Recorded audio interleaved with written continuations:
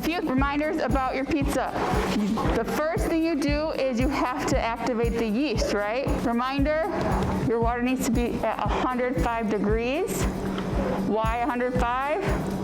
If it's higher than that, what happens? It dies. And if it's colder than that, what happens? Nothing, right? It doesn't get activated. So 105 degrees, 1.5 cups in a liquid measuring cup so that it has enough room to activate and grow. Then you add the tablespoon of yeast and the 2 tablespoons of sugar. Let it sit for 5 minutes so you can see it foaming. After those 5 minutes, put it in your electric mixer. The dough hooks are out now. You'll add salt and oil first and then your flour last. And then you'll knead it out on the counter. You'll do that too. All right. I did not get permission to turn it on.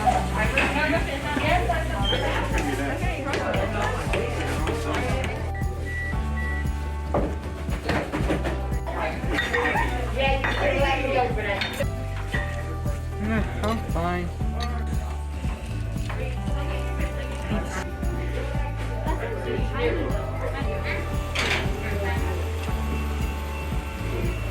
Yours is so cheesy.